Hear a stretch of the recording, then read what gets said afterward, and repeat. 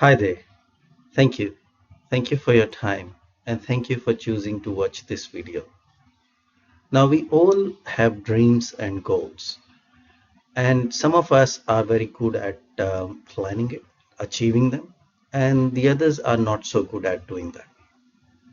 Many years ago, I wasn't very good at setting and achieving goals either. I had started a few business ventures in past, and I have failed at them as well.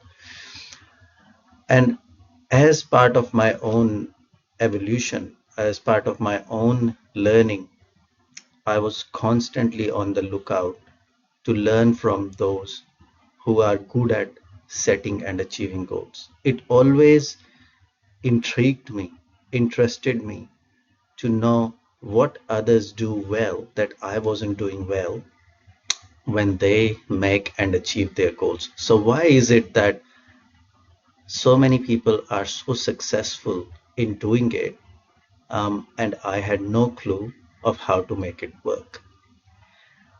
Many years ago, that's when I started to look out for mentors to learn from. And I'm very proud to tell you that some of my mentors include some of the top business people in Australia. They are very well known within their community, and I'm very proud to be part of their group, to learn from them directly. And that's the knowledge that I have received from them, which I applied to my own goal setting.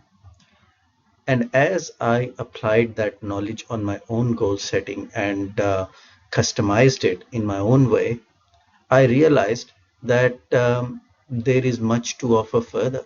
That I have heard from my clients every now and then that they want to do something, they plan to do something, they aim to do something, they make a list of action items that they have to do, but after a while they lose motivation. And I find myself talking to them about the same concept again and again, the need to align our goals with our values. And this is one of the topics which I believe that I may have touched with almost all my clients that I work with. And that made me realize that people are not aware of how our values impact our goals. And I wasn't very aware of that either. When I was failing at my goals initially, that was exactly what I was lacking. And when my mentors show me what I was missing and what I needed to improve, that's when it started to make all sense. And now I see the same pattern repeating in my clients. And based on that pattern, I decided that perhaps I should start a new program. And this is the program I called 90 Days Smart Goal Planning, because that is exactly what I do in my own business. And this is what I now aim to teach. With the help of this video, I would like to explain the mindset behind 90 Day Smart Goal Planning. I have divided this video in three parts. Part 1 explains the mindset behind 90 days. So why I have picked this particular figure of 90 days only. The part 2 is about SMART goals. So what I mean by SMART goals. And part 3, which brings all the other parts together and overall explains how our values impact our goals and how we can make achievable and realistic goals, so we have far better chance of achieving our goals and be successful at it rather than leaving it to chance.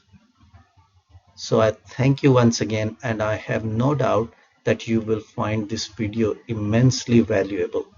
And I look forward to hearing from you how you have used this information and how you have benefited from it. So thank you for your time again, and please stay tuned. Let's begin. Thank you. Let's begin by understanding the mindset behind 90-day goal planning. People often ask me that how can you fit all your goals within 90 days? Some can take long time, some can be short, Some people could have a 1 year, 2 year, 5 years goals. How can you fit everything in 90 days? And when I heard that question, then I realized that perhaps the message behind 90-day um, time span is not as clear as I intended. And therefore, I would like to take this opportunity through this video presentation to explain the mindset behind this 90-day time span. So why I talk about the importance of 90 days. To do that, I would like to make use of two examples. Did you know that the summit to Mount Everest is divided in 7 camps? So from base camp right up to the summit, there's 7 stops.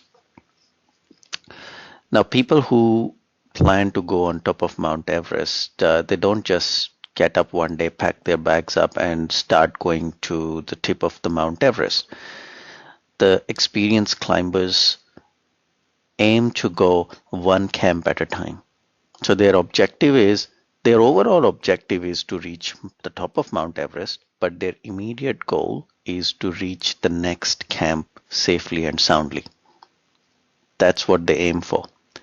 So they plan to go to the next camp safely, soundly, and once they reach there, they look at the weather conditions, they look at all the other conditions, and then they assess what the strategy should be to go to the next camp. And as they keep going 1 camp at a time, as they succeed it, they finally reach the top of Mount Everest. And that's the strategy that they follow. This person called Michael Lotito, his name is recorded in Guinness Book of World Record for eating a whole plane. So we're talking about a Cessna, a small plane, not an Airbus or a 747. However, he still ate a whole plane, and it took him 2 years to eat that plane.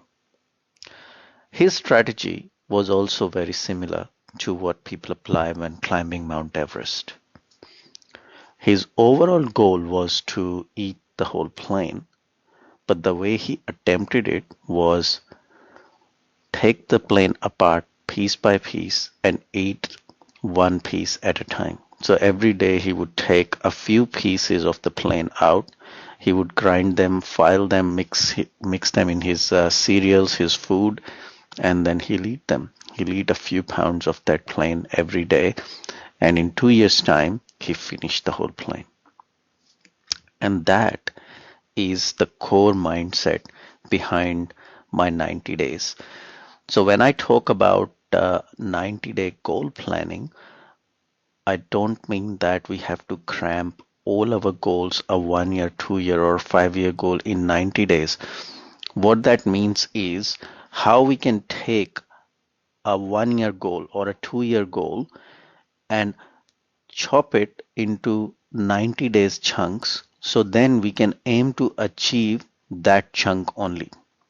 So if we could achieve a part of our overall goal within the time span that we have specified, then we are on the right track. Then we have a good chance to achieving our overall goal in the time span that we have specified, or the time span that we would like to achieve that goal in. In other words, we build incrementally. So we build one wall, one room at a time, and then as we successfully build that one room, that one wall, it starts to shape the overall house. So as we achieve the part of our goal within 90 days, that is moving us in the right direction towards achieving our overall goal. The other good reason to do it that way is so if we go too far off the course, then we have time to come back. Again, I would like to take the analogy of an airplane. It is said that most of the time, more than 90% of the time, when a plane starts from its starting point and heading towards its destination, it is off course. Because of the wind and other weather conditions, the plane drifts. So the job of the pilot is to make sure that the path is corrected and the plane stays on track. If that is not done, then most likely the plane will never reach its destination. So the sooner we can detect that drift, the sooner we can detect what we have to correct and come back, the easier it is for us to then achieve our overall goal within the time frame that we have specified. And by taking our big goals, 2-year goals or 5-year goals, and chopping them into 90-day chunks, we have a good chance to see whether we are drifting. And if we drifted, then we only drifted for 90 days. That's a small period of time to recover back as compared to us realizing it in 1 year or 2 year or 5 years time. It's like we are rowing our boat harder and harder, but we are rowing it in the wrong direction. So there is no point in doing that. Take a listen to what Kavita has to say on this aspect. And the second thing I was quite intriguing was the 90 days goal setting time frame. We always think of what we'll do in 6 months, 1 year, 5 years, but what to achieve, actually try and just see what we can achieve in 90 days. And it's a bit more like tweaking it all the time to bring it into this spectrum of where your goal set is and where you're going with it, because you maybe it's never actually going exactly the way it is. So 90 days allows you to reevaluate every 90 days and then come back on track. So even if you've gone off track completely with all the distractions and influences and expectations of the world around us, we can still then quickly come back into it, because we give ourselves every 3 months to review where we are. I think that's what I'll take it from it. So this is the overall mindset. This is the overall thinking behind 90 days. I hope that with the help of this video, I was able to give you enough insight into the concept of 90 days. That it's about taking any goal, chopping it into smaller chunks, aiming to achieve those smaller successes within 90 days, and as those successes add up, that takes us towards the achievement of our overall goal. And while we are doing that, if we drift a little bit, then that's okay, because we can always correct, come back, and still stay on track to achieve our overall objective. So that's the mindset behind 90 days. Thank you. The next thing to look at now is SMART goal. So what do we mean by SMART goal? SMART is an acronym that stands for specific, measurable, achievable, realistic, and time-bound. So that's what SMART stands for. Now I would like to remind you that this topic is related to the overall topic, which is 90-day SMART goal setting. So we looked at in the previous part what is the rationale, what is the mindset behind the 90-day time frame, and now we are looking at what it means by a SMART goal. So what I would like to do now is take you through each of these components one at a time with the help of an example, so you understand better what they each mean. So let's look at what we mean by specific. So before I explain what I mean by specific, I would like to take an example of a very common goal or a dream or a hope that I hear quite often. And that's, I want to have my own house. Now, quite often people think that's their goal in life. And if they have written it down on a piece of paper or on a wall somewhere, that's good enough. So I would like to take this as an example and say, how can we make this more specific? How can we convert this into a SMART goal?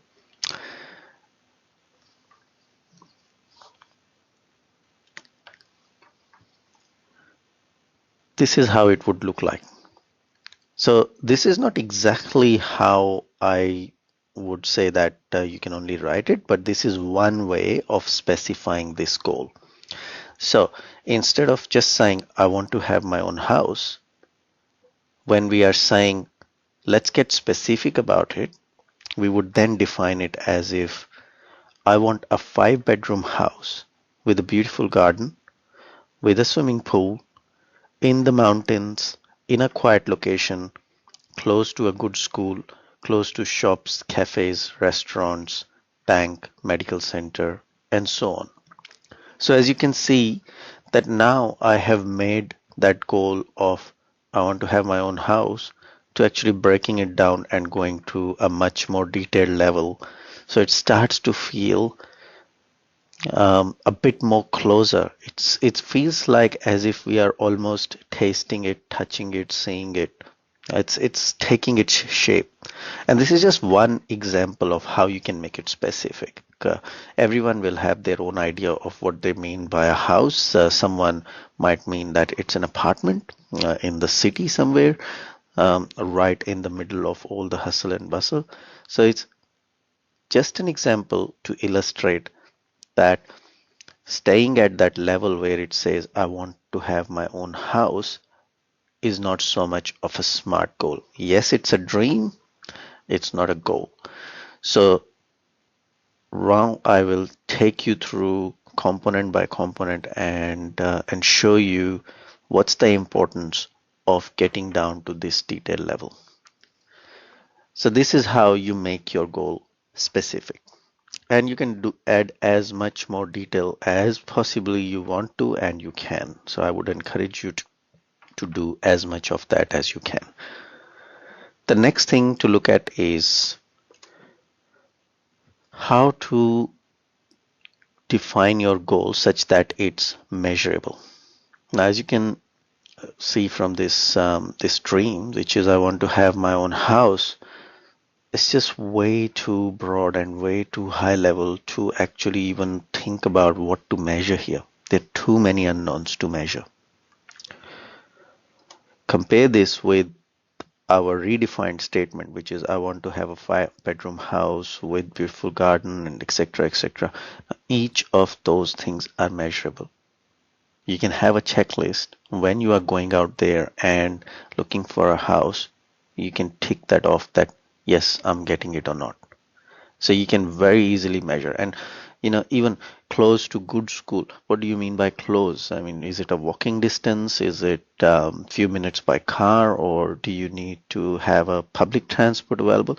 All these things, the more specific details you go in, the more measurable it becomes, rather than sitting at a high level which says I want to have a house. That means would any house would do?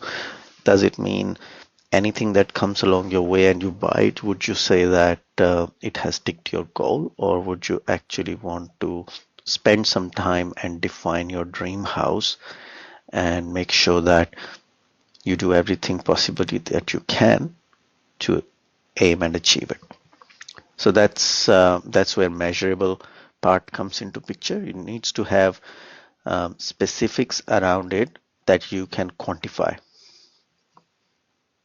The next thing to look at in the component is whether your goal is achievable. Now, saying I want to have my own house again doesn't give any clue of where to start. It's just way too broad to even talk about achievability. Compare this with the specific goal. It's just easy to break down into action items. So when we are talking about achievability, we are talking about how easy it is for us to break our goal down into actionable items. By defining it in detail, you start to look at what is it that you need to focus on.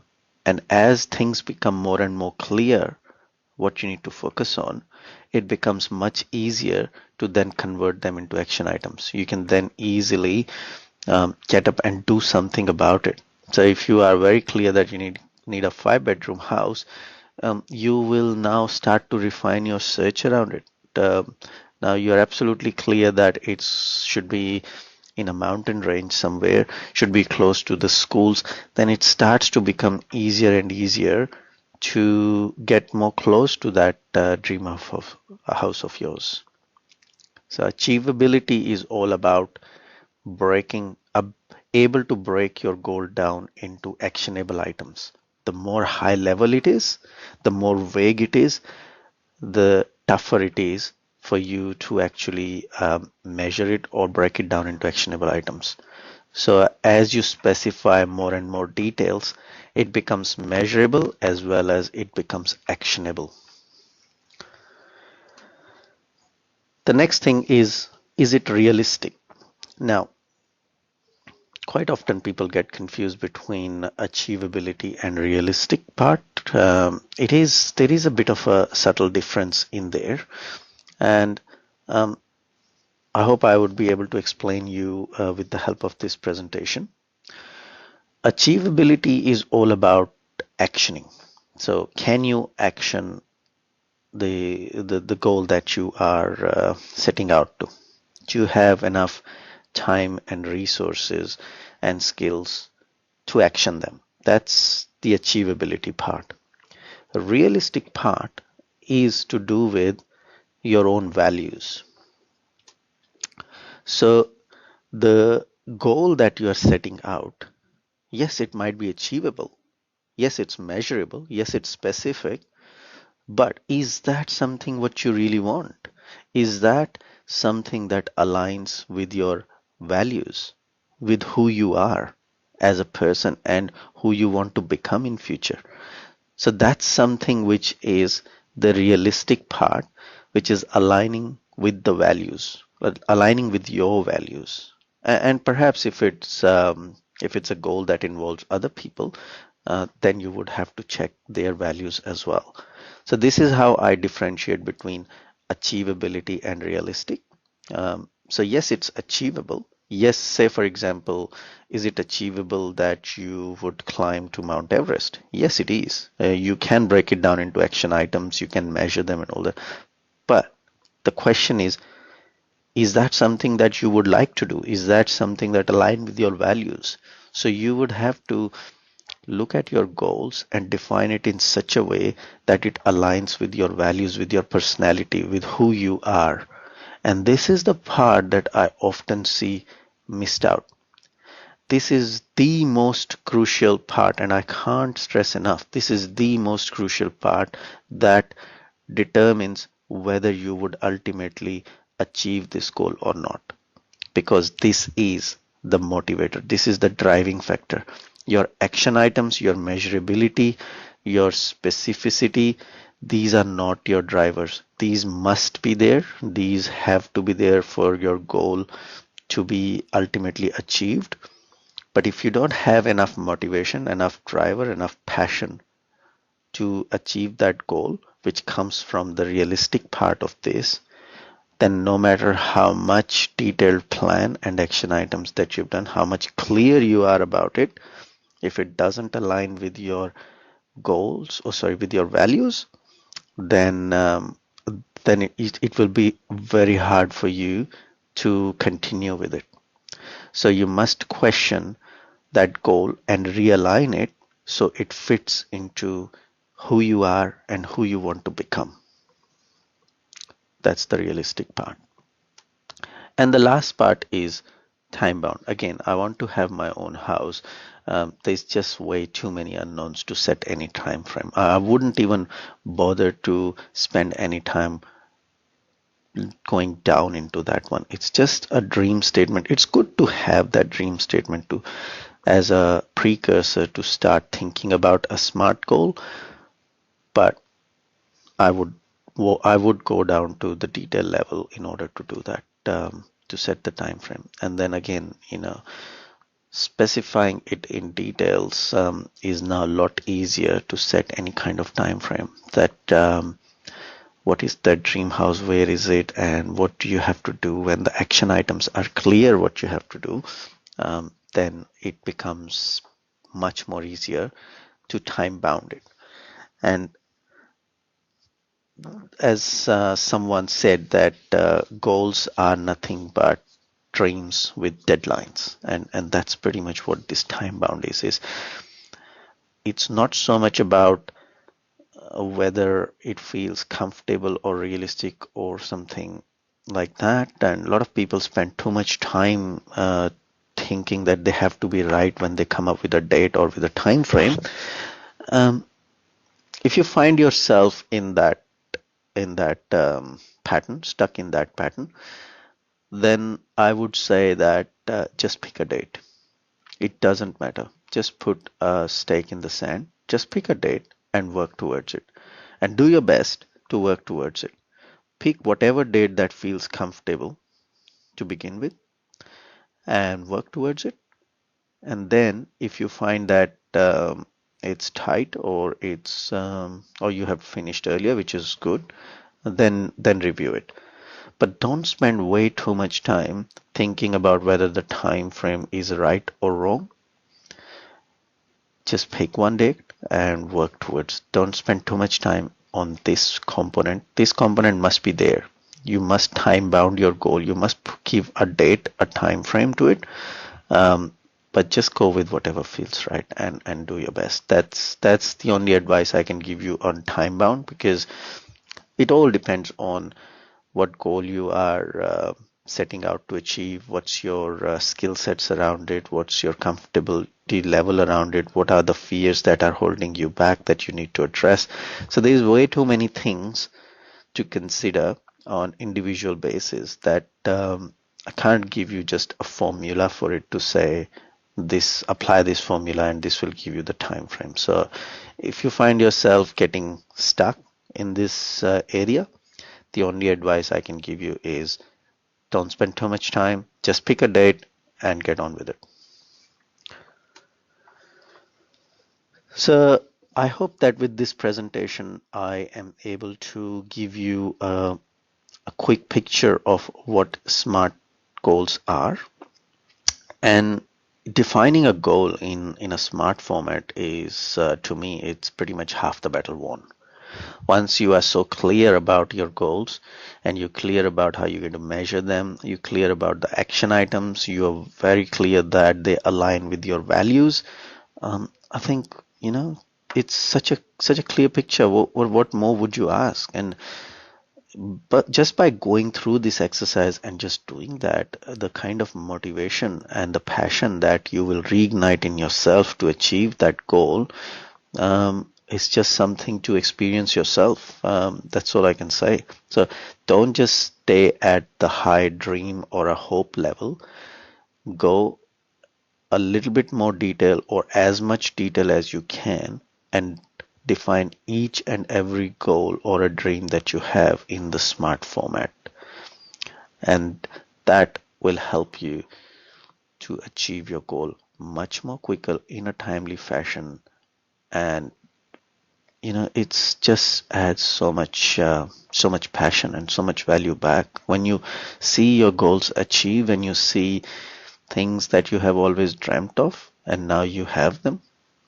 I mean, the kind of passion and the kind of happiness that you will derive just by the fact that you have done it and been through that journey and achieved it is tremendous. So I wish you all the best in converting all your dreams and all your hopes into SMART goals format, and good luck. Thank you. Let's now look at how to set realistic goal. So in the last part, when we were talking about SMART goals, I mentioned that a realistic goal is something that aligns with our values. I personally think that understanding our values is one of the most important factors in achieving success, in achieving our goals. With the help of this presentation, I want to give you enough information so you can become aware of your current values level. You can become aware of what you value.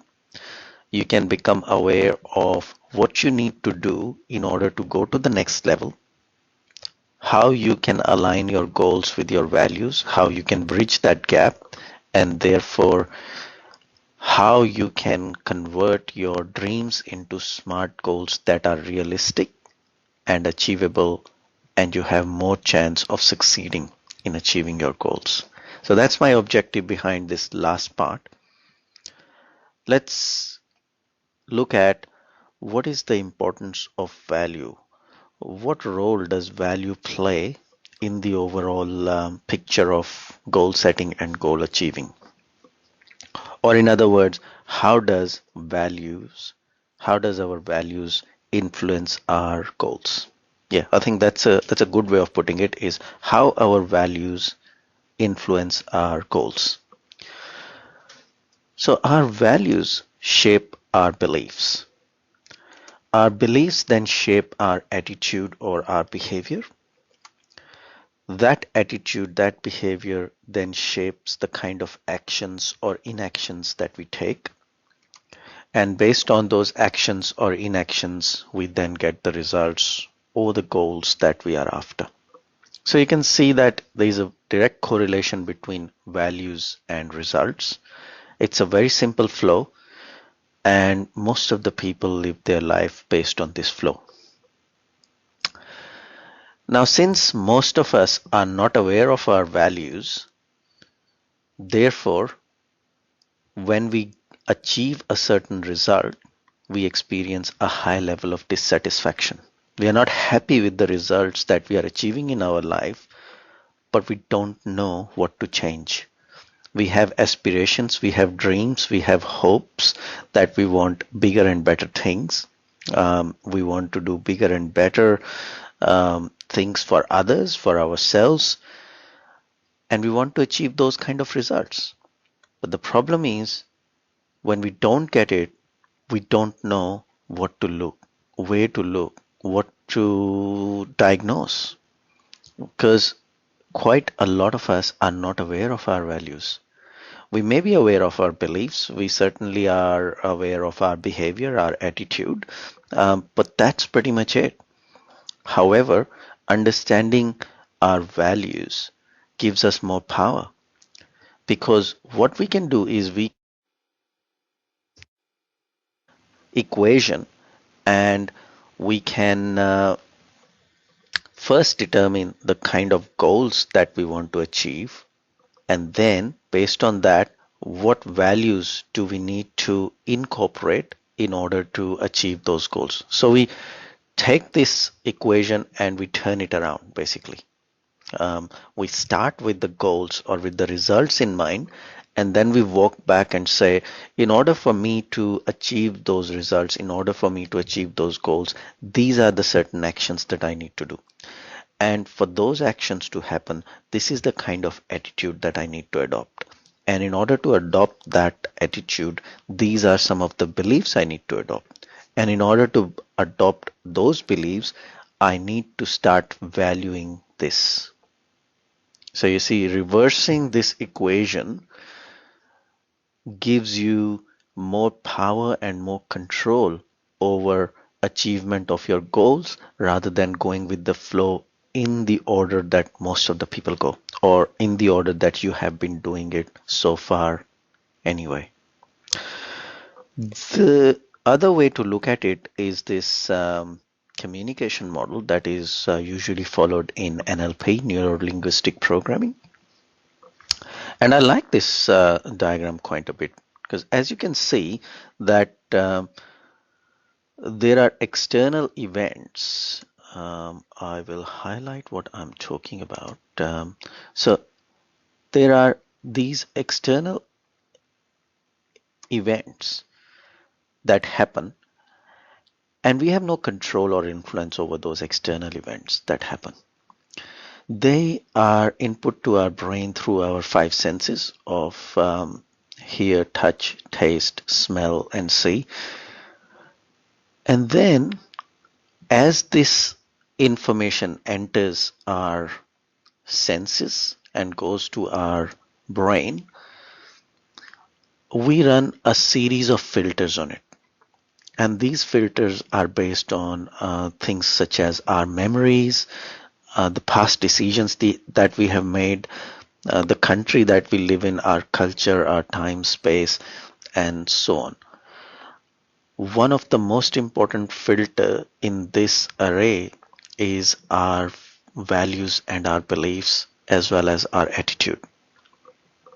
This is something that we can do something about. Okay. When we look at the kind of values that we need in order to respond to a certain event or a certain external stimulation, then that directly impacts the kind of behavior that we will be exhibiting. So an external event happens, the information comes through our senses to our brain, and our brain uses these filters in order to distort, delete, and generalize this information, because that's the only way to handle it. It is said that at any given time we are hit with 2 million bits of information per second, and for our brain to make sense of each and all of those information, it's just not possible. So the brain has evolved, and what it has done, it has perfected the art of deleting, distorting, and generalizing information so it becomes more manageable. And the way our brain does that is with the help of these filters. Now, our values and beliefs play a very important role in this filter, and as the information gets filtered, it then creates a state of mind. That state of mind then gives us a certain physiology or our behavior, and that behavior is what we exhibit outwardly. So all this is happening inside the brain, while all this is what people see from outside, or what we exhibit outside. So that's the communication model. And in order to change our behavior, or in order to change our actions that we take, the key thing to alter here is our values and our beliefs. So that ties up with the previous slide that I was talking about, how our values impact our results. This is a more pictorial way of representing it. Okay, so going to the next one, now the question comes is, what is value? We've talked about value so much, so it's important to define the word as well. So what is value? Now, a value is an emotional state that's important to us. It is not a thing, it is an emotional state. Things put us in that emotional state. So people usually don't value branded products or big houses or big cars and things like that. People value the emotional state that they put them in. So, for example, if I were able to afford and buy branded products, then it's not so much about the branded products, it's the fact that I have a sense of achievement that I can derive from it, or I can have a sense of status or something. It all depends on the individual, but it's never about the thing itself. It's about the emotional state that those things put us in, and we need to be aware of those. That's the real value, and that's how I would like you to look at values going forward. It's the emotional state, whether the state is of love, acceptance, appreciation, recognition, whatever the state could be, security, safety, trust, integrity. These are some of the emotional states that people would like to be at all time, and there are things and there are actions that they perform in order to be in that state. So quite important to be aware of those emotional states that are important to us. That's a value. Where do we actually get these values from? So we looked at the values and we looked at how important they are in terms of shaping our behavior, in terms of shaping our actions and the results that we get in our life. And we understand that the values are the emotional state. But out of so many hundreds and thousands of emotional states available, how do we decide which states are for us and which states are not for us? Where do we get our values from? That's a very good question, and there are actually many answers to this. The first time when we have our experience of values is in the imprint state, imprint period, which is 0 to 7 years, when a child is pretty much like a sponge. So anything that they see, they observe around them, they absorb.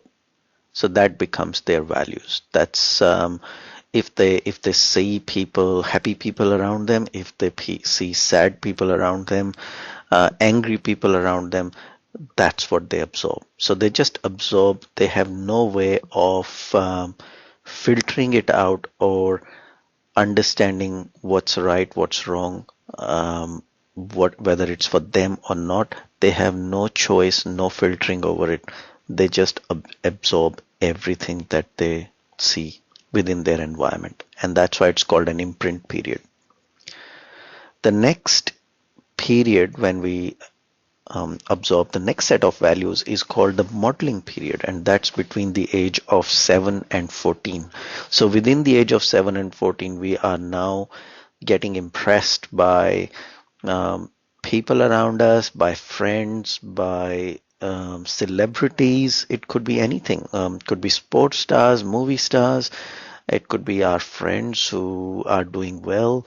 It could be family members. It could be neighbors. It could be anywhere. So this is the period when the child is looking for role models and they are absorbing the values of the people that they admire. So if the people they admire, they are into, say for example, if they are into drugs or anything like that, that could become the value of that child as well. So it's not only that they are absorbing all the good things, but they are also absorbing all the bad things as well. So very important to keep in mind what the kids are getting exposed to at this time frame between the age of 7 and 14. Anything that they observe that impress them becomes their values. The next stage is called the socializing period, which is from the age of 14 to 21. And that is when we become social beings. That is when performing in a group, making friends, being as a part of community starts to become important. So we are at this stage adopting values that are important for us to socialize. The last period is called the business period, which is from the age of 21 to 35, and that is when we are absorbing values from our work environment, from our colleagues, from peers, from our managers, from our business leaders. This is when we are absorbing values from them. Another way to look at this is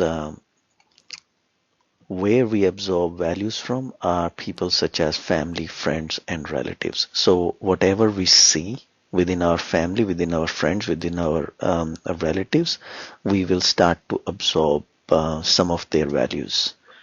We will also absorb values from school and from religion. So if we are going to church or temple or anything like that, the set of values that are passed on to us from these institutions will also shape our personality. The other source is media, movies, and internet. The kind of news that we watch, the programs that we watch, the movies that we watch, internet, they all shaping our personality. According to Murdoch, news is not news, but it's entertainment. So you can imagine this information, the way we see it, the way it hits us, the way we interpret it, the way we absorb it, how it is shaping our personality.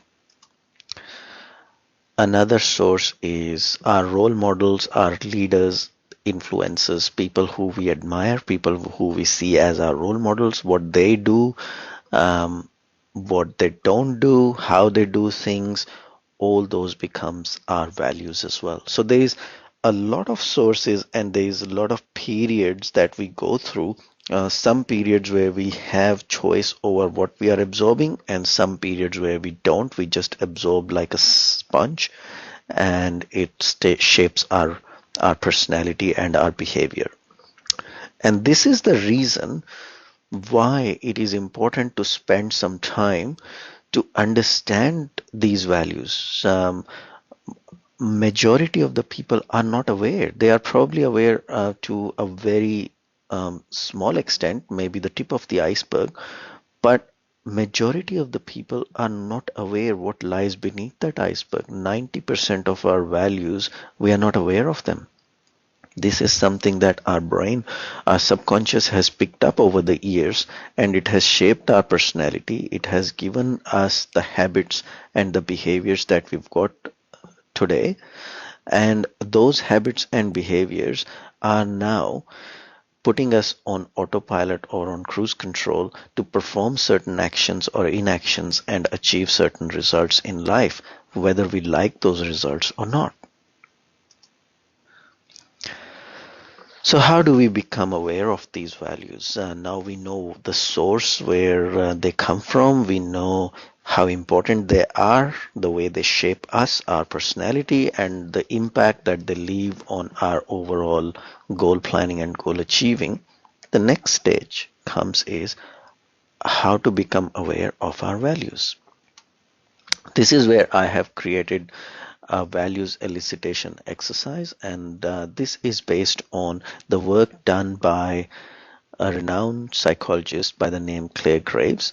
He postulated 8 levels of values, and they are you can think of them like a funnel. So the bottom of the funnel is level 1, and as the funnel expand, that's where the levels evolve. So the bottom of the funnel is the beige level A, and then it expands up to level 8, which is the turquoise level. I have created a set of questionnaire. So when you answer those questions, it then work out where your inclination lies. Because I personally believe that we don't sit at one particular level. Depending on the situation, we might be at different levels. However, sometimes we take decisions from one level, while the other times we take decision from the other level. So the model that was proposed by Clare Graves was a spiral model, and the reason for it to be a spiral model is because he intended people to look at the levels as in, this is my current level, and then I have to expand and go to the next level, and this is how it is a spiral model. I look at it more like a spectrum. So at any given time, we take decisions from many of those levels. But what we need to be aware of is the level where we take most of our decisions from. So there'll be a peak within this spectrum, and that peak is where we take most of our decisions from. That is when our back is against the wall, or when we are under the pressure or under the pump, and we go to a particular level where we always go to, and we decide from there. That questionnaire is designed in such a way to bring that out, to bring out where that peak is. And by doing that questionnaire, you would be able to look at where your peak is based on your current behavior and your current personality. And then we look at the goals that you want to achieve in future. And based on that, we say, in order for us to achieve those goals, we need to be at a certain level. And if that certain level happens to be the level that you are on right now, then that's good. But if it's not, if it's the next level or 2 levels or 3 levels after where you are, then my approach is not to work with you in terms of creating action items to achieve your goals, but my objective is to work with you in order to create an action item to first upgrade your personality to become that person. That is my focus. So my opinion or my belief is that once we expand and we become bigger and better person than who we are right now, then we automatically are at a point where we can achieve our goals. So once we become that person, goal achieving is just a side effect. So there is no point staying at our current values level, not working on our personality, not working on our behavior and habits, and just keep them as they are, but trying to aim for a bigger and better goals that are beyond our values level. So most of the people take that approach. This is where the gap is. Most of the people take that approach that they're not aware of their current values and therefore they completely ignore it. They don't even look at it and they start working on their goal. And then as they proceed, after a while, it becomes a big job. It becomes a big job to keep at it because their personality hasn't grown to that. Their values haven't changed to align with that goal. And after a while, it becomes a big task on your motivation to keep going because it doesn't align with who we are. And this is where we need to look at that. Should our personality be aligning with that goal, or should the goal be aligning with our personality? How we can reshape both in some way, how we can find a middle ground where we come to a point where our personality, our behavior aligns with our goals, how we can basically rephrase it as well, say it in a way that it feels it aligns with our personality, it aligns with our values, and that's the missing bit, and that is what I aim to achieve through this exercise of values elicitation. I would like you to now take a look at what Ajay and Solai have achieved by going through this values elicitation exercise. I would like you to take a look at their views on how important this exercise is in order to achieve your goals. So please take a listen now. It's given you a lot to think about. Yes, definitely, and a lot to work on. Okay. So it's a good initiative. And you think that this will help you to set more realistic and achievable goals? Or probably Going I would forward. say set only realistic goals rather than Unrealistic. wasting my energy and time on unrealistic. So if you wouldn't have spent time in figuring out where your values levels lies, you might be spending a lot of time on goals that Well, that's you what I've will been- probably drop Yes. out after a That's while. what I've been doing for last few months. Yeah. Like now I know what is realistic for me and then Yeah. what or how can I. What's the next level you need to go to? Yep. So rather than wasting again, makes sense now. Okay, cool. Thank you. How do you think you find the values exercise? The values exercise was good because it reassures that what we've been thinking or what I've been thinking is right. So when we went through the what is it and what gives it value. So I was convinced that okay, whatever I've been thinking is right. So And how does it link back to your goals and the values level that you are or the level that you have to go to? I have to do a lot of work. Yes. So I think I just need to work on it basically. Yeah. So you realize that there's more work There's more work. to be done to set more serious and achievable goals Yeah, than definitely. how you would have done it by sitting at home by Yeah, yourself. definitely. I wouldn't have thought about it. I would have had the issues, but I would never have worked on it. I would just keep thinking, oh, I need to do this, need to do that, but never would have thought what to do, how to progress. So I think this has given me the opportunity to think of it and how to progress. Set more realistic goals. Yeah, set more. So Thanks. the next step to become aware is obviously of our current values level and of our next values level. These are the two things to be done now. So based on what we have learned so far is how we can make realistic goals, okay, by aligning them with our values. Why should we be looking at our values? Because our values shape our beliefs and they shape our attitude, and that drives our actions and our results.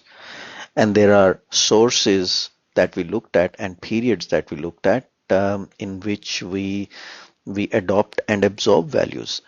Sometimes we choose them, sometimes we just get influenced and we pick them without any choice, without applying any kind of filter.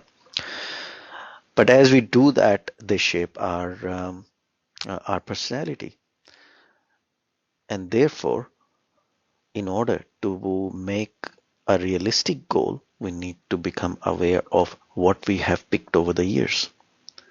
So the next step is obviously to become aware of who we are right now, what's our current values level, and what should be our next values level based on our dreams and our goals. So a very simple 3-step process to follow. That's pretty much it, what it comes down to. Step number 1, download the exercise pack that I have created. It's there on the page. It's right there on the page. So just have to download that, and step 2 is complete it. Just do it. Do the exercise. They're very simple exercises. I have spent quite a lot of time in making sure that it's simple. It's doesn't take too long to do. It's just about your intention. That's basically it. If you intend to figure out what your current values level is and what your next values level should be, then I have already created the exercise. Very simple questionnaire. All you have to do is download, complete it, and the last thing is email it to me. That's basically it. Download it, complete it, email it to me. I'll have a look at it, and then I'll get back to you with my feedback on it.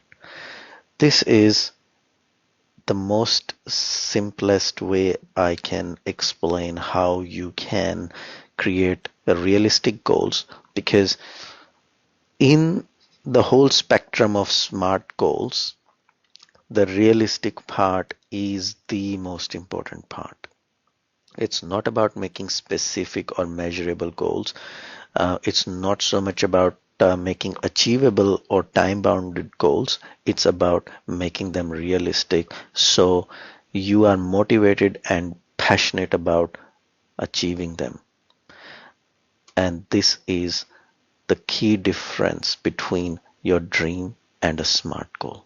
So I hope that with this video, the way I have broken down into 3 parts, I was able to give you enough information on my 90-day SMART goal planning workshops. The 90-day is about taking a goal, chunking it into smaller pieces so you can achieve small successes, add them all up, and then achieve your final goal.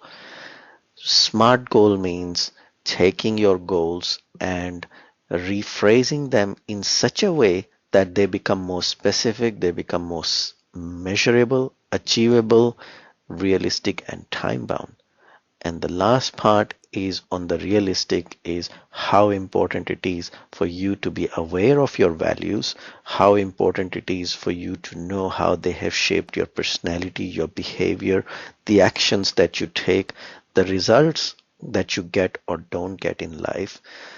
And in order for you to become aware of your values, all you have to do is just download the pack that I have created, spend maybe 15-20 minutes, half an hour to complete that, email it back to me, and then I'll provide you my feedback on where to go from there.